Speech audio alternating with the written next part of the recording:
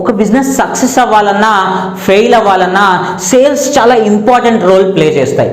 మార్కెట్లో ఎవరైతే ఎక్కువ సేల్స్ చేయగలుగుతారో వారే హీరో. ఇవాళ కథలో సేల్స్ చేయడానికి ఎలాంటి యాటిట్యూడ్ ఉండాలో తెలుసుకుందాం my friends. Hello friends, welcome to way to stories. అనగనగా ఒక బిజినెస్ మ్యాన్ ఉండేవాడు. ఈ బిజినెస్ మ్యాన్ చాలా సక్సెస్ఫుల్గా తన బిజినెస్ రన్ చేసేవాడు.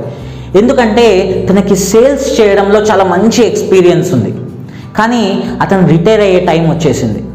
సో అతనికి ఉన్న బిజినెస్ని తన ముగ్గురు కొడుకుల్లో ఎవరికి ఇవ్వాలి అని ఒక చిన్న కన్ఫ్యూజన్లో ఉంటాడు. ఈ ముగ్గురు కొడుకుల్లో ఎవరైతే సేల్స్ బాగా చేయగలరని అనిపిస్తుందో అతని చేతికే ఈ బిజినెస్ ఇవ్వాలి అని ఫిక్స్ అయిపోతాడు. ఫిక్స్ అయిపోయి ఆ ముగ్గురిని పిలుచుకొని వాళ్ళ ముగ్గురికి తలా 1000 దువ్వెనలు ఇచ్చి బుద్ధిస్ట్ మానెస్ట్రీకి వెళ్ళి అమ్మమని చెప్తాడు.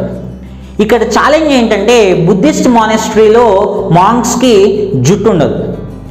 సో ఈ ఛాలెంజ్ని ఎవరైతే అధిగమించి ఆ దువ్వెనలు అమ్మి వస్తారో వాళ్ళకే ఈ బిజినెస్ అప్పగించాలని ఫిక్స్ అవుతాడు. ఈ ముగ్గురు వెళ్తారు. మానెస్ట్రీకి వెళ్ళిన తర్వాత పెద్ద కొడుకు 2 గంటల్లోనే తిరిగి వచ్చేస్తాడు. వచ్చాక ఏమైందన్న 2 గంటల్లోనే వచ్చేసావు, నేను 3 రోజులు టైం ఇచ్చాను కదా అని చెప్తాడు.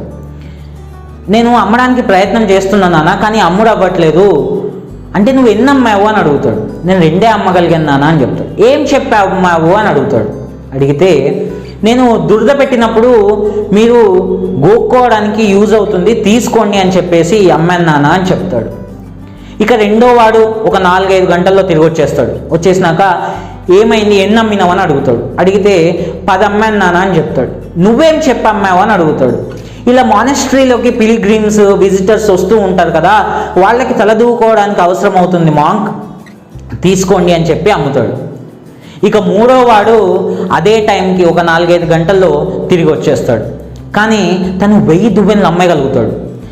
ఇలా ఈ 1000 దువ్వెనలు ఎలా అమ్మగలిగావని చెప్పి ఆ చిన్నోడిని అడిగితే చిన్నవాడు ఏం చెప్తాడంటే, నాన్న నేను ఆ మానెస్ట్రీ హెడ్ దగ్గరికి వెళ్ళి ఈ బుద్ధా టీచింగ్స్ని మీరు స్ప్రెడ్ చేయాలి అంటే నా దగ్గర ఒక మంచి ఐడియా ఉందని చెప్పి వాళ్ళకి ప్రపోజ్ చేస్తాడు. ఇలా చెప్పగానే మాంక్ ఏంటి అని అడిగితే ఈ కోమ్స్ మీద మీరు బుద్ధా టీచింగ్స్ని రాసి విజిటర్స్కి కానీ పిలిగ్రిమ్స్ కానీ ఇస్తే వాళ్ళు రోజు ఆ బుద్ధా టీచింగ్ని చూడడం జరుగుతుంది, మీ మెసేజ్ స్ప్రెడ్ అవుతుంది గురువు గారు అని చెప్పాను అని చెప్తాడు.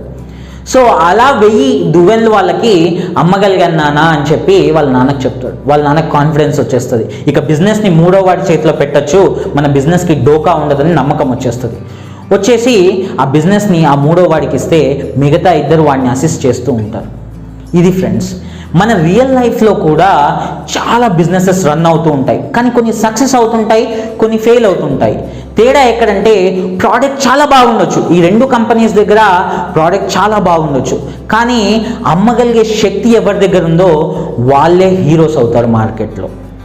అలాగే అమ్మాలి అని ఆలోచనతో డిఫరెంట్గా ఆలోచిస్తూ ముందుకు వెళ్తే తప్పకుండా మనం ఏ ప్రోడక్ట్నైనా అమ్మగలమని చెప్పడానికి ఈ కథ ఒక ఉదాహరణ. That's all my friends, bye bye.